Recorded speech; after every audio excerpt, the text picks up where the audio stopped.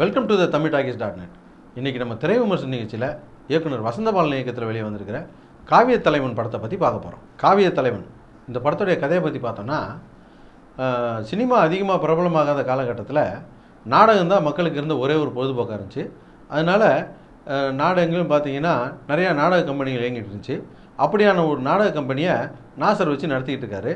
அவர்கிட்ட சித்தார்த்து, பிருத்திவிராஜ், வேதிகா, பொன்வண்ணன், சிங்கம்புலி, தம்பிராமையா இவங்கெல்லாம் வேலை பார்க்குறாங்க. இவங்க ஊராக போய் நாடகம் போடுறாங்க. இவங்களுடைய நாடக வாழ்க்கையிலையும் சொந்த வாழ்க்கையில் நடக்கிற பிரச்சனைகள் தான் இந்த படத்துடைய கதை. இந்த படத்தை தயாரிக்க ஆரம்பித்ததுலேருந்து இந்த படத்துடைய விளம்பரத்துலையும் சரி, இந்த படத்துடைய ரிலீஸுக்கு முன்னால் வந்த ட்ரைலர்லையும் சரி, வசந்தபாலனுடைய முந்தைய படங்களையும் மனசில் வச்சுக்கிட்டு பார்த்தா, இந்த படத்தில் எங்கடா நாடக நடிகர்களை பற்றி படம் எடுக்கிறேன்னு சொல்லிட்டு பாடம் எடுத்துருவாங்களோன்னு ஒரு பயம் இருக்க தான் செஞ்சு. இருந்தாலும் படத்தை போய் பார்த்தா படமும் ஆரம்பத்தில் அப்படி தான் இருந்துச்சு.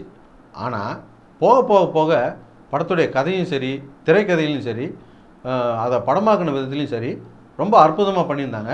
படத்தில் நடித்த நடிகர்கள் எல்லாருமே போட்டி போட்டு நடிச்சிருந்தாங்க.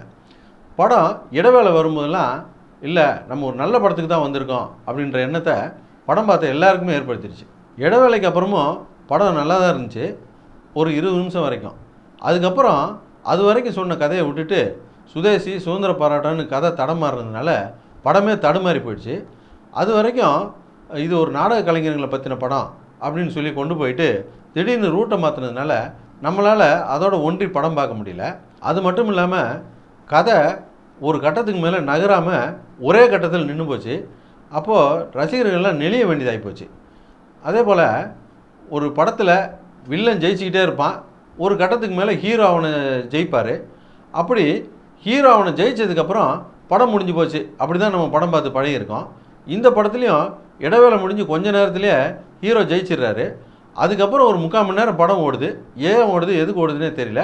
ஒரு வழியாக ஓடி படம் முடிஞ்சிருது. இந்த படத்தை பார்க்க வந்த ஒவ்வொருத்தருமே இந்த படம் மசாலா படம் கிடையாது, இதில் பொழுதுபோக்கு அம்சங்கள்லாம் எதிர்பார்க்க முடியாது, இது ஒரு ஆர்ட் ஃபிலிம் தான், இது ஸ்லோவாக தான் இருக்கும் அப்படின்னு மைண்ட் செட் பண்ணிக்கிட்டு தான் இந்த படத்தையே வந்து பார்த்தாங்க.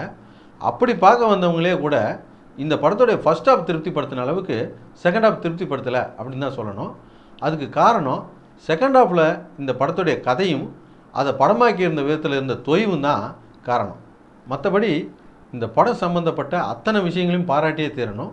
குறிப்பாக சொல்லப்போனால் படத்துடைய ஒளிப்பதிவு, இசை, ஆர்ட் டைரக்ஷன், படத்தில் நடித்திருந்த நடிகர் நடிகைகளுடைய நடிப்பு, அதே போல் தமிழில் எத்தனையோ நல்ல படங்கள் வந்திருந்தாலும் அந்த படங்களுடைய வரிசை பட்டியலில் இன்னொரு நல்ல படத்தை சேர்த்த வசந்தபாலனையும் பாராட்டியே தீரணும். மொத்தத்தில் இந்த படம் எப்படி இருக்குது அப்படின்னு கேட்டிங்கன்னா, வழக்கமாக பொழுதுபோக்குக்காக மசாலா படமே பார்த்துக்கிட்டு இருக்கோமே, ஒரு தரமான படம் பார்க்கலாமே அப்படின்னு நினச்சிங்கன்னா கண்டிப்பாக இந்த படத்தை பார்த்துருங்க.